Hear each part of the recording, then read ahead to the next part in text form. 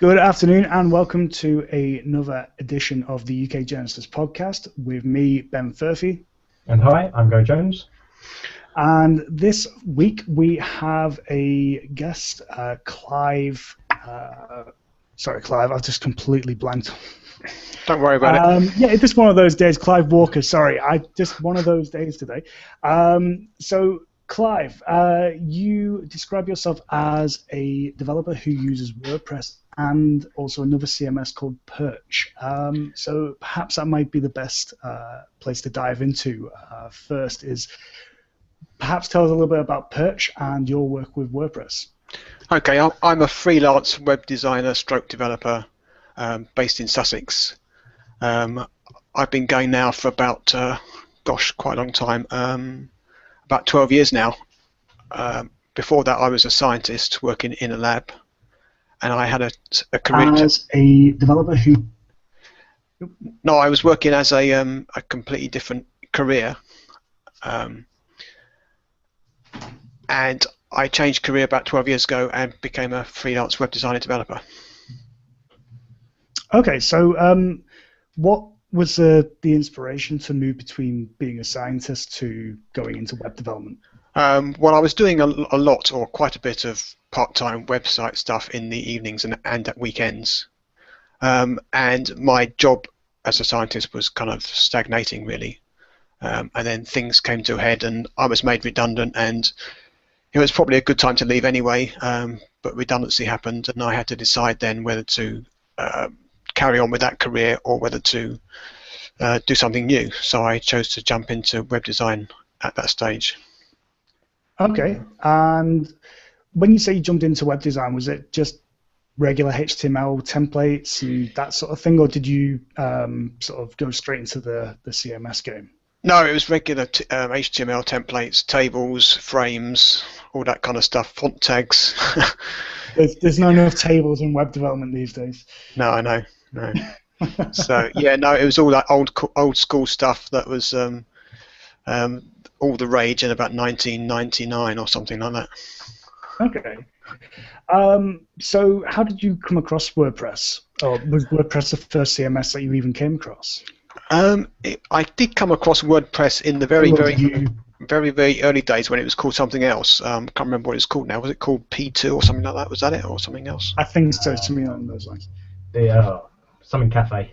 Yeah, okay, yeah, I came across it then and I looked at it then, but I wasn't really into blogging at that stage, so I didn't use it. And then after that I started using a CMS called TextPattern.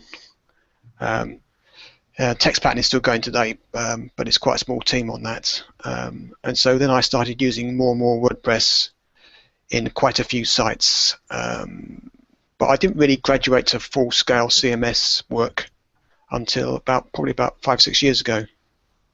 Okay. A lot of my clients before that stage asked me to edit their sites or update their sites, and some of them use things like Adobe Contribute and things like that. So CMS is a relatively recent thing, I guess, for me. And who made that push then? Was it you that made the push towards getting your customers to take more control of their website, or did you find that more and more customers were asking for that? A bit of both, really. I got to the stage, originally when I started, I thought I needed to have, a big thing for me was the fact that I needed to have continuous work to pay the mortgage. And so the whole point about my strategy at that stage, 12 years ago, was that I wanted people coming back to me to do stuff on their website. And so that's what I pushed very heavily. But after a while, that becomes self-defeating, I think, and it's probably not the best idea for the client in that respect. Also, I think CMSs 12 years ago were fairly immature, and in the last few years they've come on hugely.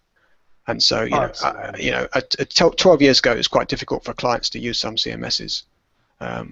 So I think the ease of use has really come on.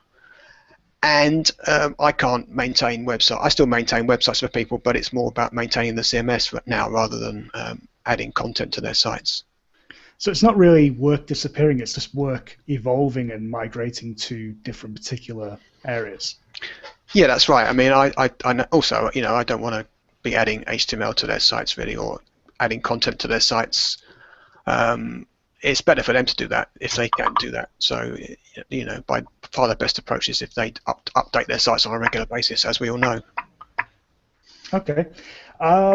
So you described yourself as a freelance web designer and developer, but do you do anything else, especially with, you know, sort of an emphasis on recurring revenue? Well, I maintain sites for people, so I offer people a management, I don't know what you call it, management contract, if you like. So, you know, that could be 1 hour a month, 2 hours a month, something like that. And I'm trying to get most of my clients onto that now, even if it's just for simple things like WordPress updates. Because a lot of clients don't update their sites in terms of WordPress. They're not too keen to press the button which says update in case something breaks. So, you know, and as we all know, WordPress updates these days are coming thick and fast. So, most sites do need some kind of regular update every month or every couple of times a month. So that's what, you know, I would offer people when I set up a new site. I'd offer them that. It's up to them if they take me up on it, but you know, I try and suggest that it's a good idea. And how many people, you know, if we said like as a percentage of the people who you work with in any given 12 months, would you say that more and more people are taking up those maintenance packages, or are you finding that less and less are? Or it's a slow uptake, I think, for me. I don't think that everybody wants to do it, or some people, you know, are happy to update the sites themselves. That's fine, and they would only come to me for slightly more technical things. But equally, there are other people who don't have much of a hands-on approach to their sites, so they might write a blog post once a month, but that's about it. So for them, they still want people to update their sites. So that's where I come in. You know, I don't, and it's not just a case of offering the WordPress update. You know, click a button, back up the site or whatever. But it's also a case of sometimes offering minor text updates for free, or minor things that they need doing on their site for free. So, well, not for free, but for within the contract. So what I say to them is it's an hour or two a month for minor text updates, minor image updates, WordPress updates. Anything more technical than that, then I'd give them a separate estimate. Okay. So I mean, that's sort of ticking off a little bit about your work with WordPress, but we know that you work with another CMS called Perch. So could you give us a little bit of information about what Perch is and, you know, sort of why you would use it? Well, Perch is you know, similar to WordPress in it's written in PHP and uses a MySQL database. It's developed by a small team in the UK.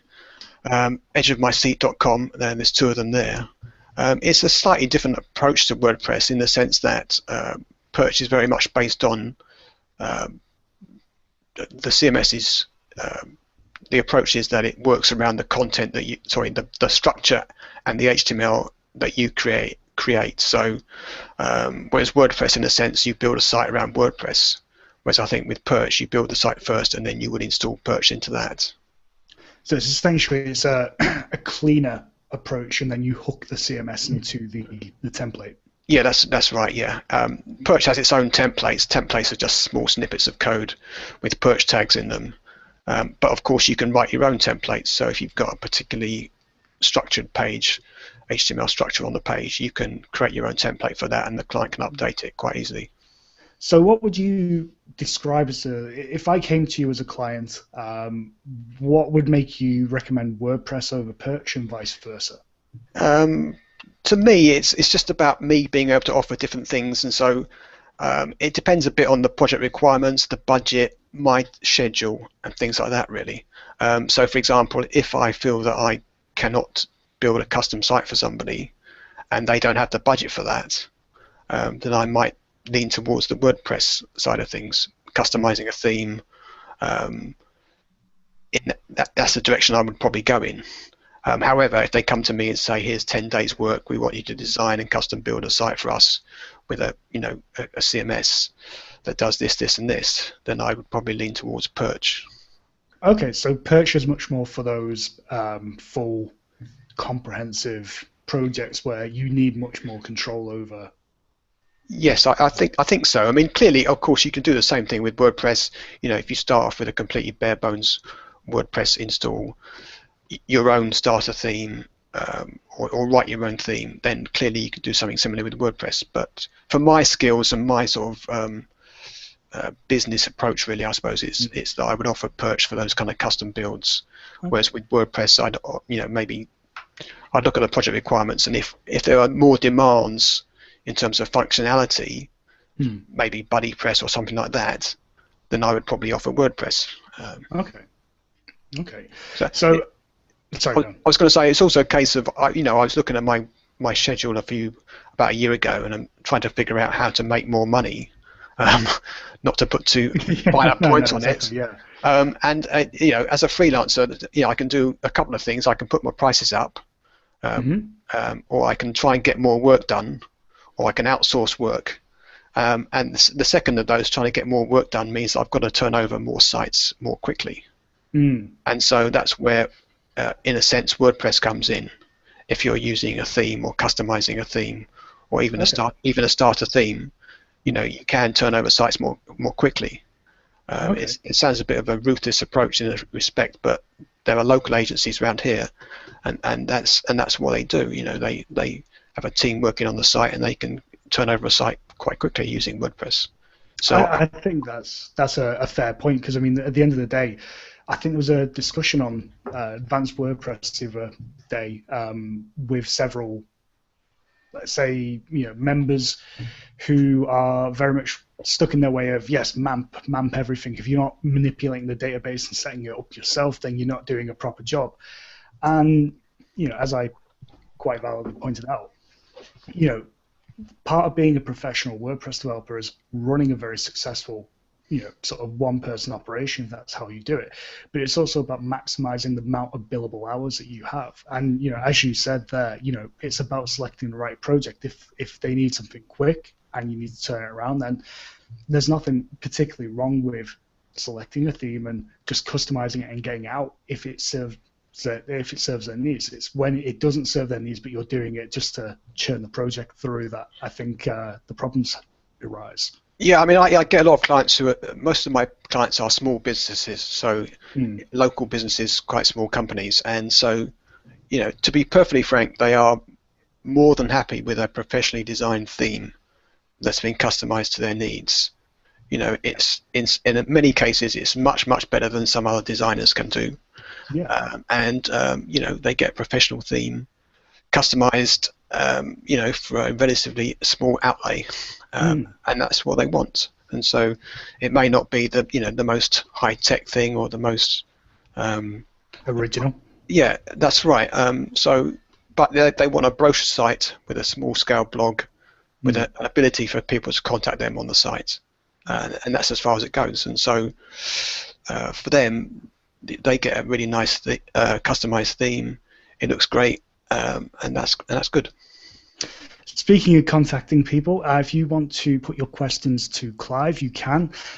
Just use Twitter and the hashtag UKGenesis. We will get round to asking the first set of those probably within the next 5 minutes or so.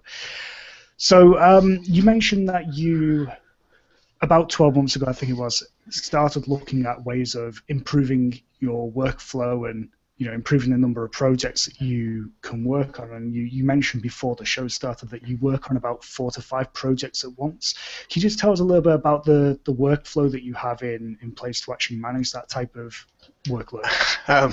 I don't know if I do manage it that well, to be honest. I mean, a month or two ago, it was very frantic. I had about 5 or 6 things to work on at any one time. And when that happens, I do try and schedule my time in bigger blocks of time, such that I maybe work a whole day on something, rather than flitting between 2 hours on here, 2 hours on that, and everything else. So it suits me better in my own mind if I set aside a block of time on one particular project, get a lot of it done, give it back to the client for their comments, and then do another block of time on another project. And that seems to me to work better for me.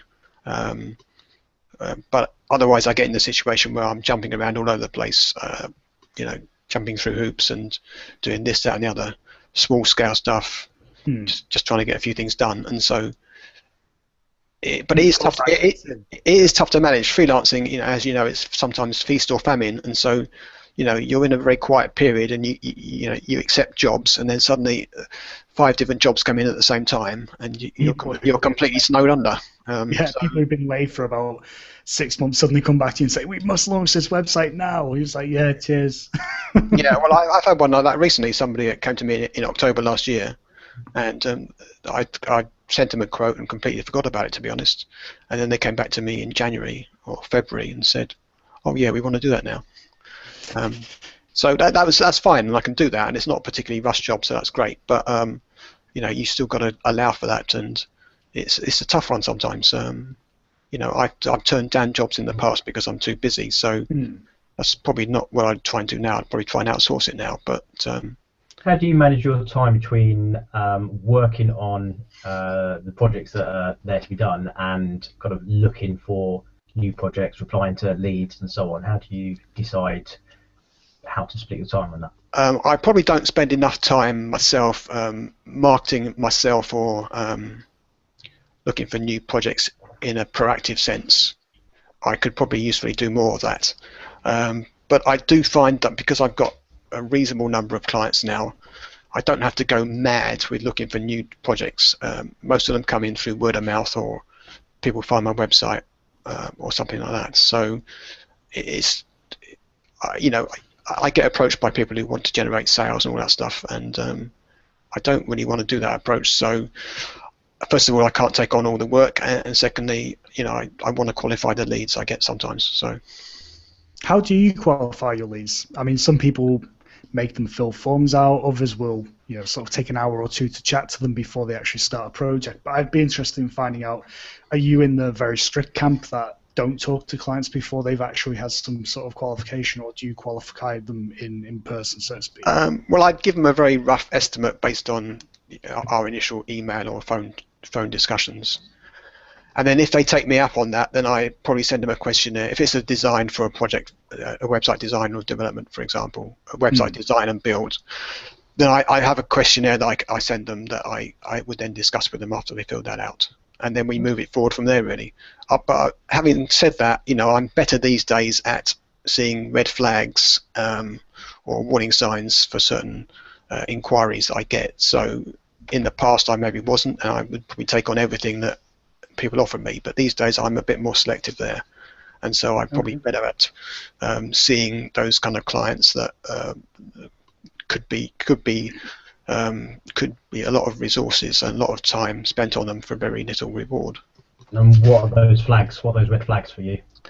Well, first of all, someone who comes to me and says, as you can imagine, we have a small budget.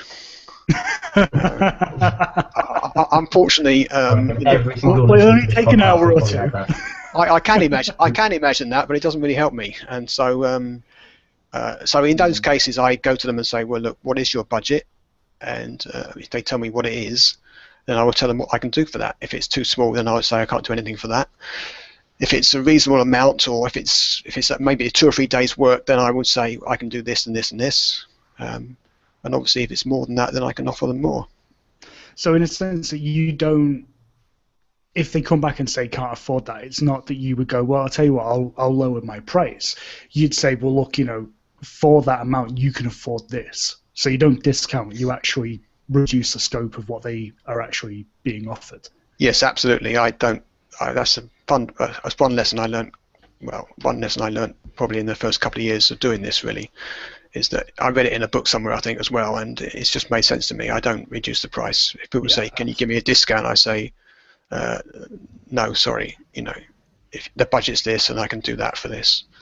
If people find there's always going to be somebody out there who can do it cheaper, they may do it better, but there's always somebody who can do it cheaper. And so if a client comes to me and says I can find somebody cheaper, then, and that's their main criteria, then that's what they should go for. That doesn't mean they get a better job, or it may mean that in a year's time they'll come back to me and say we don't like it. That's the choice they've got. That's the choice they've got. And so, if budget is the most important thing for them, then they have to go with somebody cheaper. Yeah, I think Coach McCall puts it quite well in the sense that he says the amount of people who will come to him and say, "Oh, but my little cousin Jimmy can do it," and he says, "Well, why are you coming to me and asking about a $2,000 project? Obviously he can't do it, or he can." one or the one or the other. Yeah, well, I mean, we all know that anybody, well, a lot of people can, come up with websites in their bedrooms, and that's the way I started, and a lot of people started that way, and there's nothing wrong with that. But that's, again, it's a choice the client makes, so there's a thing there. I offer certain things, and certain people offer other things, so that's the choice they've got to make. How do you cost up your projects?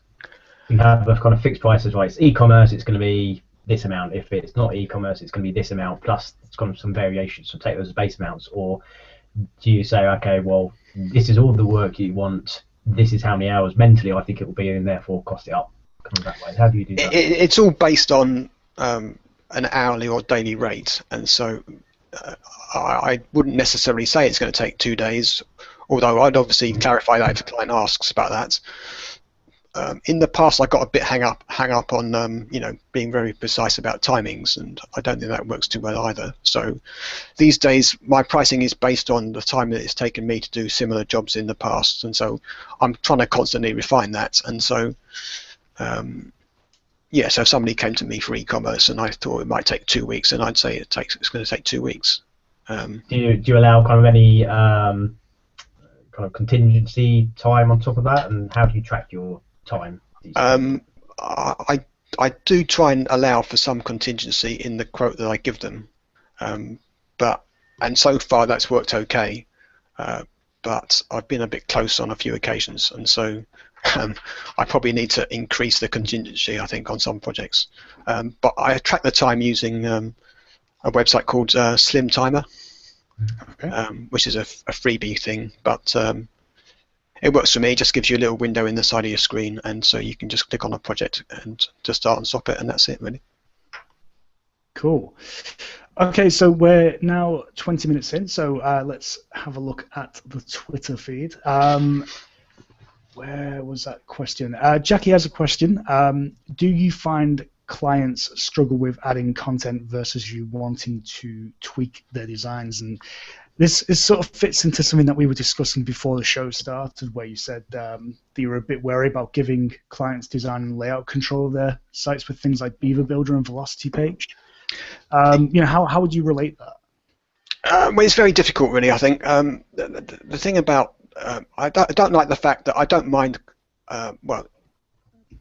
I'd be happy to give people the option to move content blocks around on their sites, if within a particular framework. And so, if you want something, a banner, or if you want a call to action, then you should be able to add that on a page. But I don't want to give people full-scale customization of themes and designs, because that's really taking away the fact that I've done the job in the first place. So it sort of cheapens it a little bit, doesn't it? I mean, those tools are out there, and they're good for being able to sort of make things quick. But I think it sometimes gives people the wrong impression about where our real skills lie, which is not the adding the CTA, but it's actually connecting the CTA to the whatever system that they're going to have to sort of make it actually work. Yeah, it's a difficult one, really. I mean, I do have one client, and she in particular would usefully be able to use something like Beaver Builder or Velocity Page or whatever, but and because she is constantly tweaking her site all the time, and whether that's good or bad is debatable, but that's what she wants to do. And so at the moment she does that using Adobe Contribute, which is no longer in service, I don't think, or no longer sold, so, or supported. So she would have to move to something new at some point, and WordPress with some page builder type customizer thing is the direction we'll probably go there. Okay. But I don't like giving people, within the scope of the project they've got or the website they've got, there should be a framework, and they should, that should be followed where it's all possible. If you don't want to follow that, then I think you've got to redevelop it. Okay. Another question from Claire is, do you have a particular type of client group that you like working with? No, I don't have a particular niche, only in the sense of it's a small business or local business is what I think. Clients who have a good budget. Yeah, clients who have a certain budget. Yeah. No, local business is what people tend to what are the people who come to me. And so, despite the fact that we can be doing this from anywhere in the world, a lot of people still like the reassurance that there's a local person around the corner that they can go and see about their website. And so I don't fully understand that myself, but I can understand it. But so most of my clients would be small businesses, local businesses based in Sussex. Okay.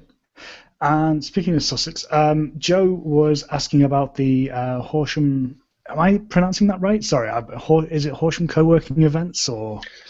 Oh, that's right. Yeah, well, I've been doing that now for about 3 years. That came about really because I was going to. I work from home mainly, but working from home can be a bit solitary sometimes, and so 4 or 5 years ago I started going to more co-working spaces in Brighton and other local towns, and I was travelling all over the place going to co-working spaces, and there wasn't one in Horsham, so I started up a co-working jelly, which effectively is an informal meetup. And so that's now every 2 weeks above a restaurant in Horsham. And so people can come along to that with their laptops and work alongside other people, really. That's the whole idea. What sort of mix of professionals do you get going to those type of events? So do you get a lot of web developers, or do you get a lot of different type of people?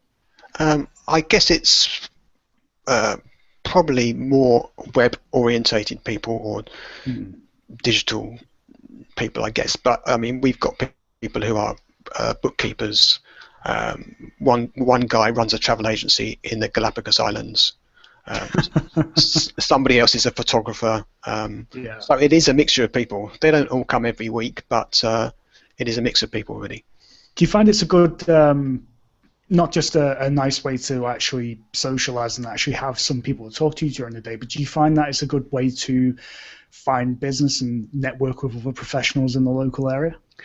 I don't do it specifically for gaining business, but people there do work with other people there. I don't think you should go there and say, I definitely want to get business out of this. But if you go there on the basis that you want to work alongside other people, get to know them, eventually you'll know what they can do, their values and skills, and something may come out of that. Yes, the number one thing I learned when I started networking is that people don't buy from companies; they buy from people. And if they don't know you or they don't like you as a person, they just are unlikely to buy. And the number one way to turn people off at a networking event is to start trying to sell to them immediately, or any type of event like that. Yeah, I mean, the co-working thing is an informal, friendly meetup, really. It's not specifically designed to be networking.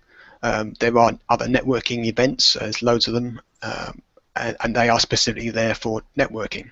But I prefer to do the more of a co-working type friendly approach, the meetups, rather than the slightly more higher pressure networking type events. Okay. Just in terms of this is the last business question before we move on to the WordPress section. Obviously, like you said, 12 months ago, you made you took an increasing look at ways that you could change your business to improve your workflow. Where do you see yourself in 12 months from now? Where would you like to see yourself as a business in 12 months? I don't see myself as, I never have seen myself as expanding into being an agency. I don't want to employ people full time. But I do want to outsource some of the work that I do, and in order to expand the amount of work that I can get through, and also to bring in maybe people with better skills in certain areas than I've got. The more I do this, the more I realise that I'm probably best concentrating on front-end development, building a site, or installing a content management system or something like that. Whereas there may be other people who could do better jobs in terms of design. In fact, I'm sure there are. So I would probably outsource more of the design side of it to people that I know. I mean, in terms of the keeping the local theme going, do you find that when you're outsourcing, you are able to outsource to the local community, or do you find that you have to sort of look nationally or potentially even internationally to find the right people with the right skill set and the right approach to the projects that you're working on? In terms of international, I've pretty much decided that I'm going to stick to the UK. If I'm outsourcing work, mainly because I want to support the UK, and also because I think that's probably going to be best in terms of communication. Okay. Also, possibly America might be an option, but then there's always a time difference there, and so sometimes that can be a bit inconvenient. Okay. So I think I'm going to stick with the UK predominantly. I want to find people that are local if I can, but it's more, for me, it's more about people that I know and that I feel will do a really good job and that I trust. Okay. Right, so we're onto the WordPress community section. So first question on that is, have you been to a WordCamp? And if so, what did you get out of it? Or if you haven't been to one, why not? No, I went to WordCamp London, not this one, but the one before that. Okay. Unfortunately, the last one I couldn't make it because I was away that weekend. But I went to the one before that, which was, I think it was in September, wasn't it? Was it September time or October? Something like that, yeah. It was, or maybe it was October or something. September, October, November, somewhere. Yeah, so I went to that one. That was really good actually, and I really enjoyed it. But I couldn't go to the last one, so unfortunately. But I'll try and go to the next one certainly. Okay. Are there any local WordPress meetups near you? The nearest one I think of is a WordPress group in Brighton, which Okay. I've not been to recently, I have to say, but I've been to a couple of their meetings in the past, and they were good. So that's the nearest one for me. It's about 45 minutes on the train from here. Okay. Is there anything that you would like to see disappear from the WordPress community? Anything that particularly grinds your gears? No, but I'm a bit worried about the fact that WordPress is getting bigger and bigger in terms of the system, and so it's doing a lot of things, and I don't know where that will stop really. That's a nice natural segue into obviously the news that came out yesterday that Automatica buying WooCommerce or Woo Themes. I can never remember what their actual company name is. What do you think of that? Do you think that's a good thing, or do you think that feeds into that issue of WordPress getting possibly too big? I mean, I'm not sure how that's going to pan out really. I think it's probably a good thing for WooCommerce or Woo Themes, because Automatic will put a lot of resources behind that. But I don't know whether they're planning to incorporate that into the core of WordPress or not. I'd probably be against that. I think it probably it should be still separate. What's your opinion, Gary? Oh, sorry. Yeah, I mean, in terms of the kind of technicalities, I don't think you're going to see too much difference. George Stefanis is, I think it might be the lead of Jetpack, or one of the leads of Jetpack, and he says, yeah, it's not going to be moved into Jetpack, and even Matt Mullenweg himself had created a ticket on the Automatic Jetpack repo on GitHub, and with a kind of a mock pull request that showed how the code would just be dropped in as a module in Jetpack. Kind of, it was promptly then closed down, and some bantering was going on about that. So, I mean, technically, it's not going to change. It's going to have WooCommerce as a separate plugin. It's not going to be going into core. I mean, as far as it doesn't make sense for it to go into core, and I think go against some of the principles that we know that WordPress stands for in terms of not include stuff like that.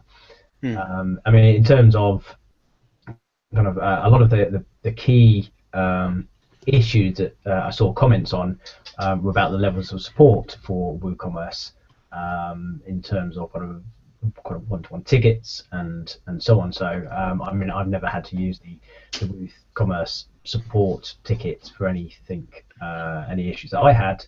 But I know some people have said yes, it's good. Some people have said no, it's bad. So it's I think that's one of the key areas that perhaps the scale of Automatic can help with that even further than obviously what they've already done. I mean, they've got the team of 55 already, so this is not a small company.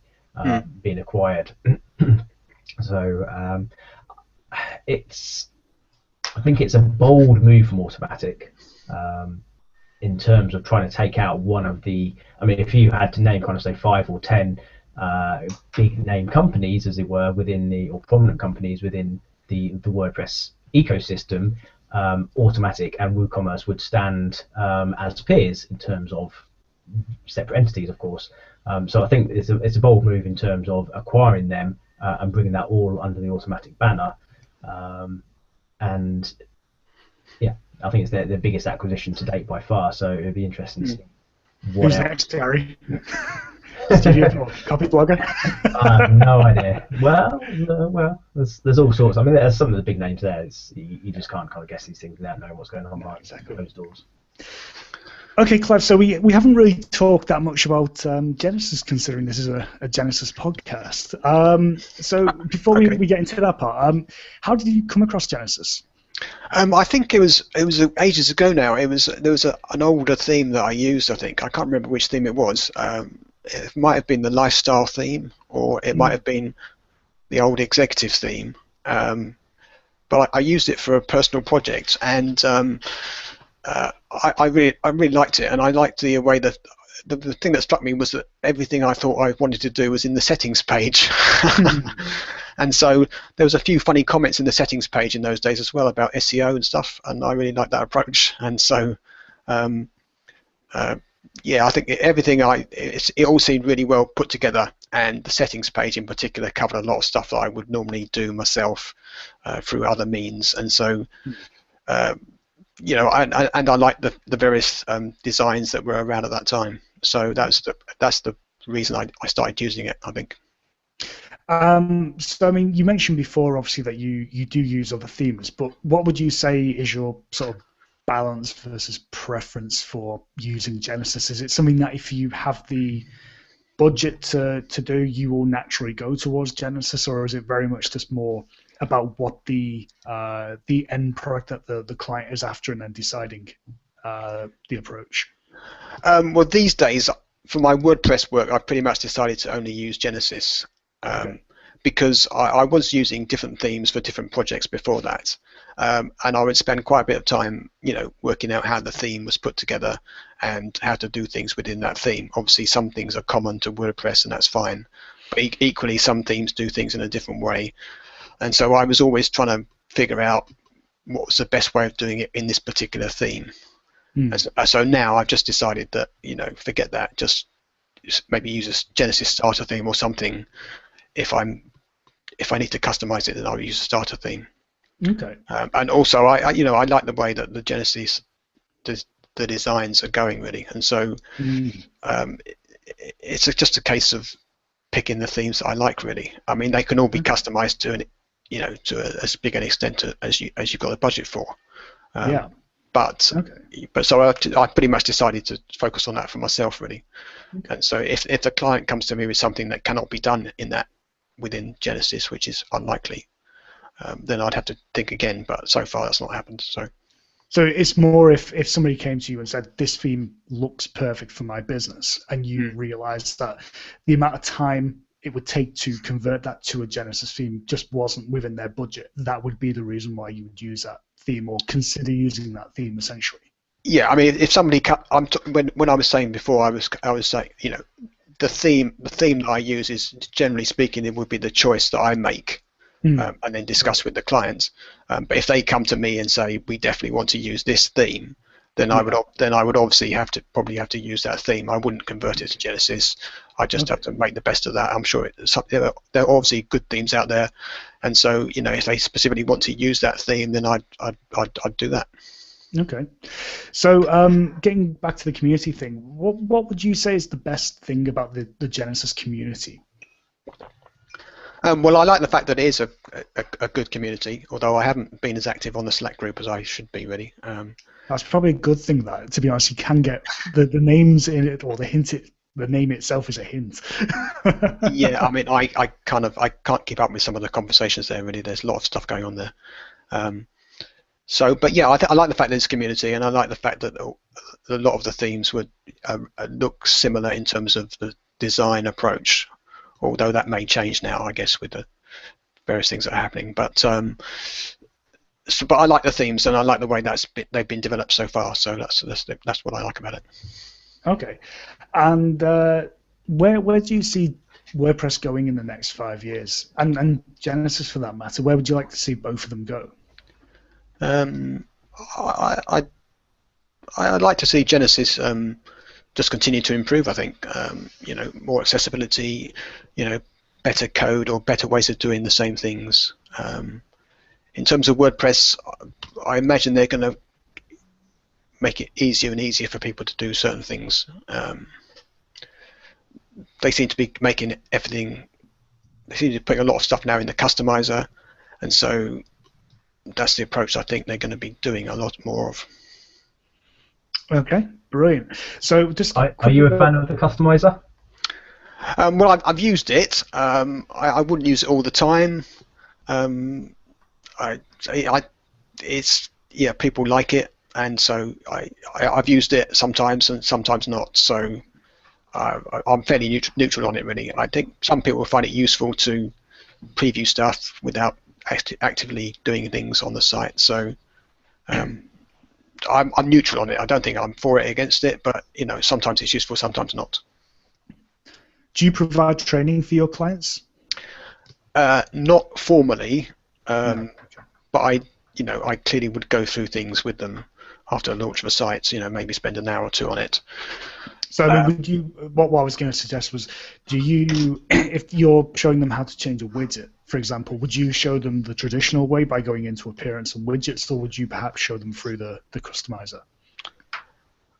I'd probably go through appearance and widgets, I think. Okay. But I need to think on that one. I think because widgets that's really been improved, hasn't it, through the customizer in recent times. So I'd need to have a think about that. But I'd probably go through both approaches, I think, and then they would then take it on from there.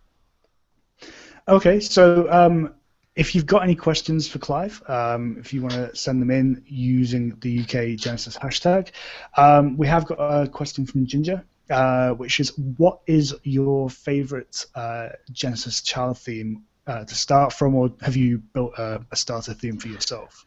I haven't built one for myself. I tend to use, I've used the executive theme a few times as a starting point, and I would probably use the Genesis starter theme now if I had to choose. But I also quite like the look of Utility Pro as a starter theme as well. So, although I haven't done much work with that or any work with that, so I need to look into that more. But that looks like a really customizable theme.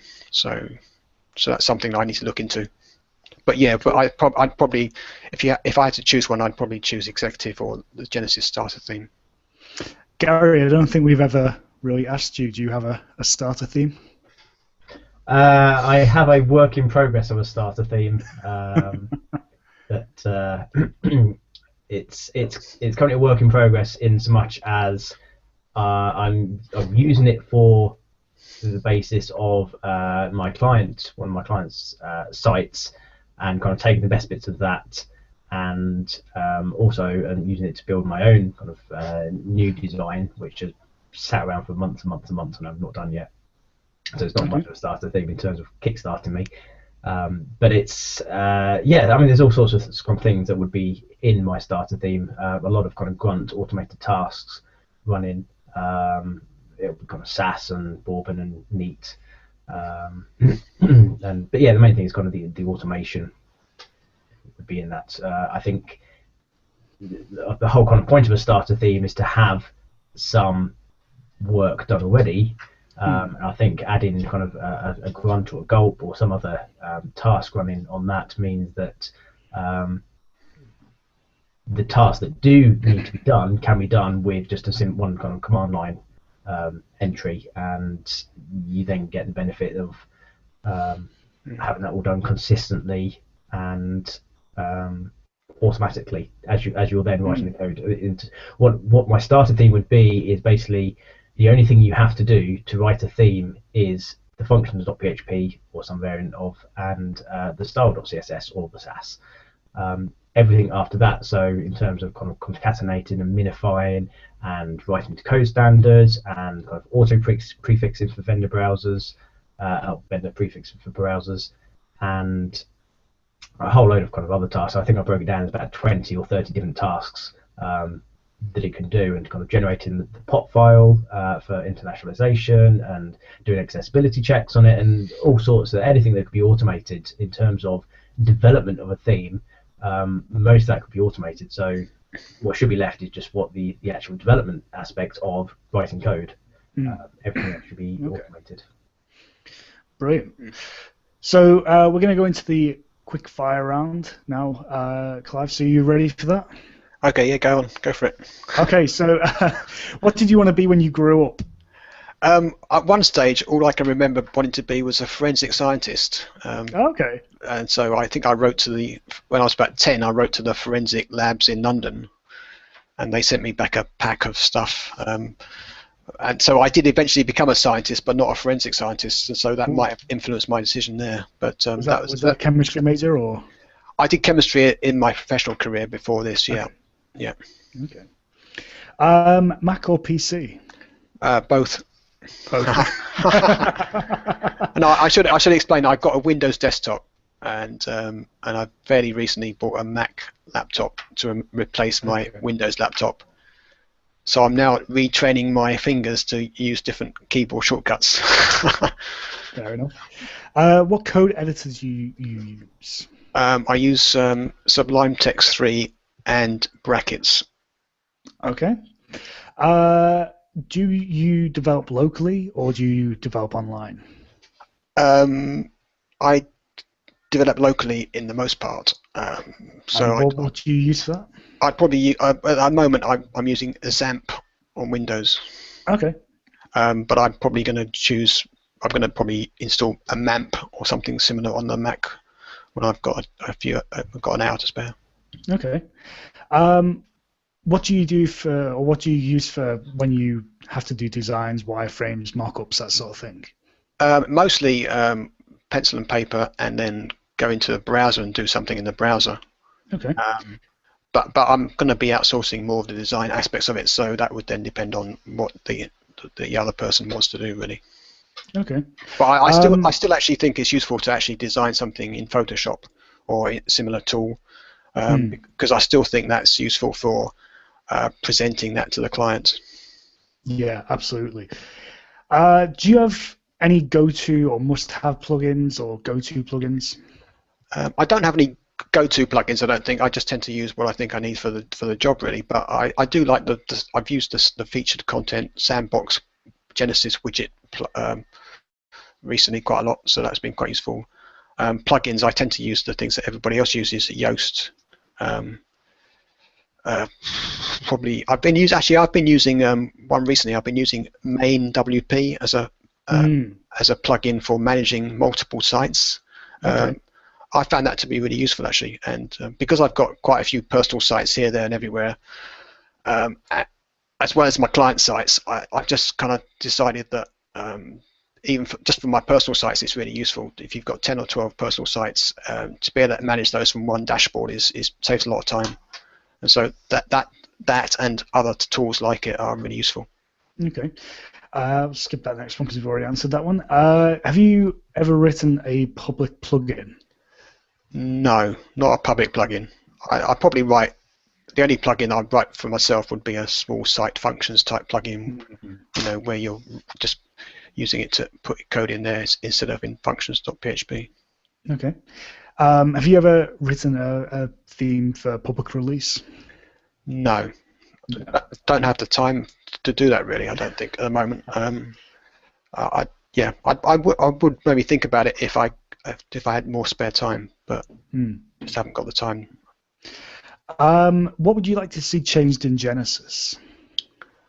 I don't think I've got anything there I'd like to change. I just want to see. I mean, I'm sure it will be continually developed, and that's what I want to see, really. I've really appreciated working with things which are developed all the time, and so, whether that's editor or CMS or software, I think you really get the benefits of that if it's iterated all the time, and it looks like the development team for whatever tool you're using is pushing forward on it.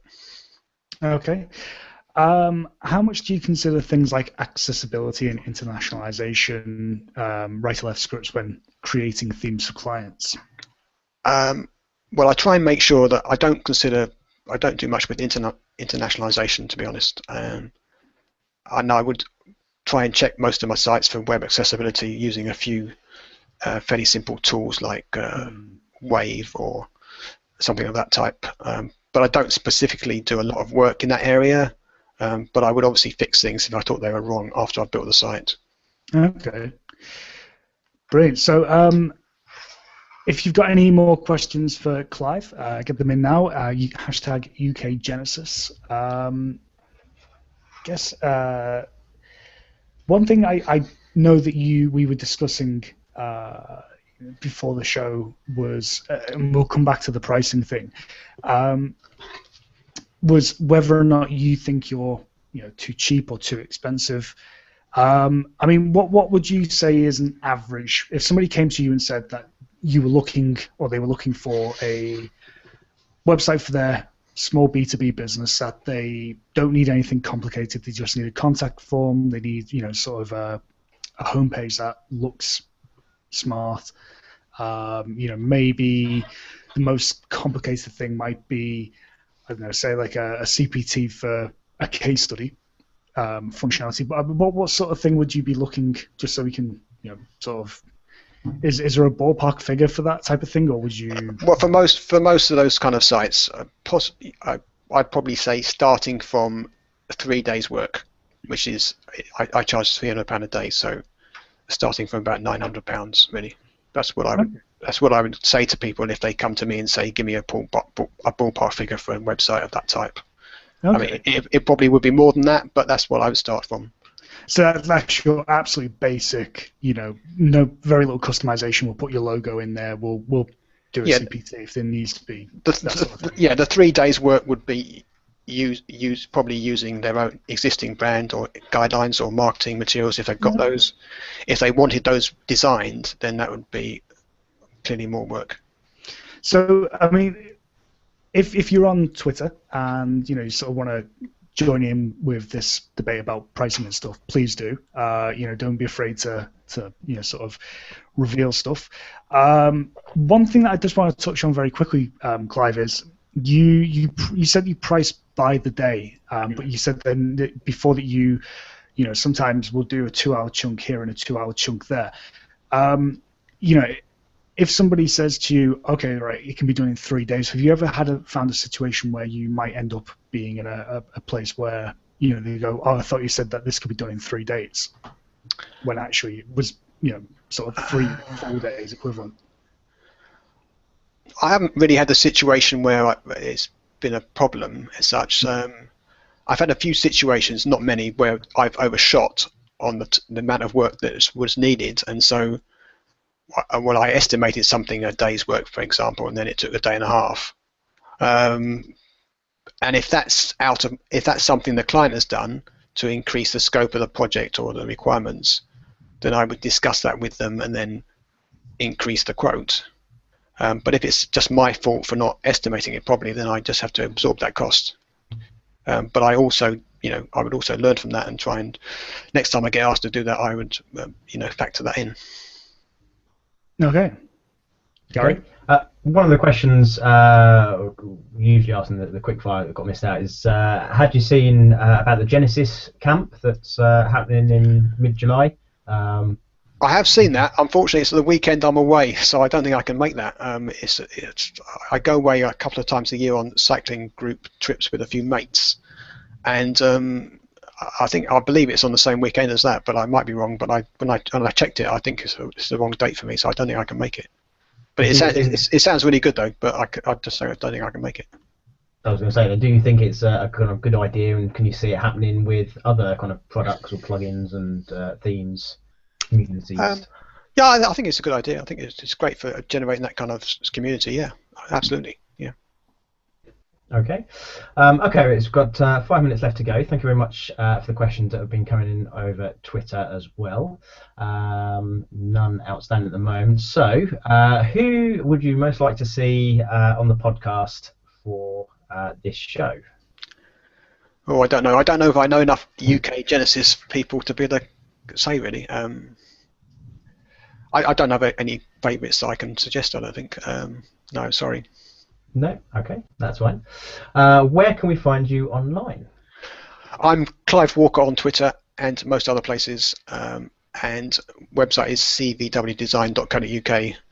That's my business-orientated website, if you like, and then I've got a blog at cvwdesign.com. Can we guess what the V stands for? It stands for Victor. It was Victor. That's what I was thinking. I was going to say that. I couldn't think of many male names beginning with V. I'm sure there's probably a few, but no. Well, it was my dad's middle name as well, so I think it's a family thing that the name gets passed down to the first son. So I got lumbered with that. my dad's middle name and my middle name and my son's middle name. One of his middle names is all the same as well. So it's a nice tradition to have. Yeah. You can't go like making people reveal their middle names, Gary, without actually having to reveal yours. It doesn't work like that. Mark, because I mean, if you see my kind of Gamma Joe around, then it comes from Gary Mark Jones, the first two letters. So okay, cool. My middle name's not a secret anyway. So. Okay, so in the next show coming up, we've got Sue Fernandez from is she Manchester area. Or it might be Manchester itself, I think. Somewhere around there. So Sue Fernandez will be joining us in 2 weeks' time. Thank you very much for your questions. Thank you very much for your time, Clive. Thank you, Ben. Okay. Any other final words that you want to share with the listeners? I don't think so. No, it's been good to be on the podcast, though. I really enjoyed it. Thanks for inviting me. You're most welcome. Welcome. Okay, and with that, then we'll wrap up, and we'll see you in a couple of weeks. Okay, bye. Thank you very much. Bye-bye.